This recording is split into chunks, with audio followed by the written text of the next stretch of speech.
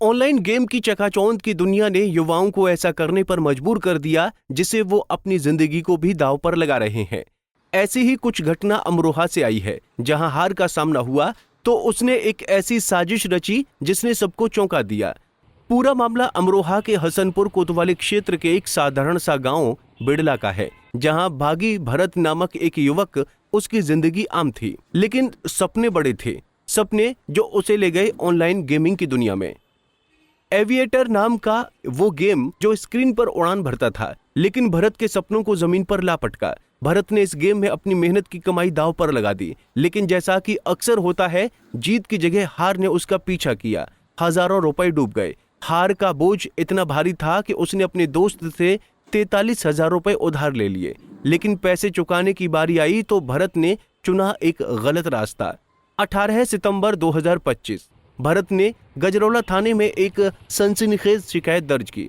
उसने बताया कि वो अपनी मां को मामा के गांव नरसेना छोड़कर बाइक से लौट रहा था। गंगा एक्सप्रेसवे के अंडरपास के पास पिपलौती गांव के नजदीक कुछ बदमाशों ने उसे घेर लिया। उन्होंने उसका मोबाइल और 43,000 रुपए लूट लिए। सुनने में ये कहानी डरावनी थी, लेकिन सच कुछ और था। पुलिस ने तुरंत कार्रवाई शुरू की। सीसीटीवी फुटेज खंगाले गए, गवाहों से पूछताछ हुई, लेकिन कहीं कोई लुटेरा नहीं मिला। धीरे धीरे सच सामने आया। भरत की कहानी एक झूठ थी।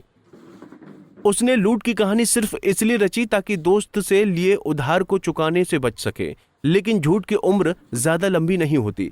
पुलिस ने भरत को गिरफ्तार कर लिया। उसका झूठ पकड़ा गया और उसे जेल की सलाखों के पीछे भेज दिया गया। दिनांक 18/9/2025 को बादी भरत निवासी ग्राम बडौला गजोला द्वारा थाने आके तहरीर दी कि वो अपने मामा के घर गांव केरावली थाना नरसेना बुलंदशहर गया था। वहां उसके मामा के लड़के द्वारा उसे 43,000 रुपये दिए थे, जिसको उसे अंकित को दयावली में देने थे।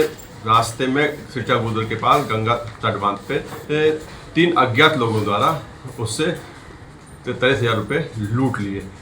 उक्त घटना पे उसकी तहरीर पे सुतंग धारा में अभियोग पंजीकृत कर जांच की गई। स्थानीय एसएचओ हसनपुर की टीम, सर्विलांस व एसओजी टीम द्वारा इसमें साक्ष्य एकत्रित किए गए।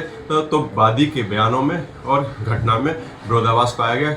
कई चरणों की पूछताछ के बाद जब साक्ष्य एकत्रित किए गए तो वादी द्वारा 12:00 पे घटना बताई थी और वादी द्वारा स्वयं आके हसनपुर जन सेवा केंद्र में अपने खाते पे रुपए ट्रांसफर किए जाने की पुष्टि हुई, जिसकी रसीद वगैरह स्थानीय दुकानदार से प्राप्त की गई। वह उसके द्वारा अपने मोबाइल फ़ोन को दियावली के पास ही तोड़ के फेंक दिया गया था, जिसकी बरामदगी भी सुनिश्चित कर ली गई है। वादी द्वारा बताया गया कि वो ऑनलाइन गेम एविएटर खेलता था। अपने मामा के लड़के ने जब उससे पैसे दिए तो उसके मन में पाप आ गया और उसने इस पैसे हड़पने के लिए झूठी साजिश रची। लेकिन ये कहानी सिर्फ भरत की ही नहीं, ये उस युवा पीढ़ी की कहानी है जो ऑनलाइन गेमिंग की चमक में खो रही है। एक गलत लत जो न सिर्फ पैसे बल्कि इज्जत और भरोसा भी छीन लेती है। सवाल ये है कि हम कब तक इन चमकते जालों में फंसते रहेंगे। भरत की कहानी हमें चेतावनी देती है। देश के युवाओं को ऑनलाइन गेमिंग का लालच छोड़ना होगा, सच का रास्ता चुनना होगा। कमाई का शॉर्टकट युवाओं को अंधेरे में धकेल रहा है। हालांकि सरकार ने ऑनलाइन गेमिंग पर कड़े कानून लाकर सख्ती शुरू कर दी है, लेकिन इसके लिए युवाओं और उनके माँ बाप को खुद सोचना होगा। पंजाब केसरी टीवी के लिए अमरोहा से मोहम्मद आसिफ की रिपोर्ट।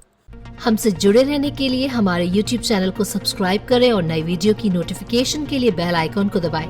अगर आप ये वीडियो Facebook पर देख रहे हैं तो लाइक जरूर करें और ज्यादा से ज्यादा शेयर करें। धन्यवाद।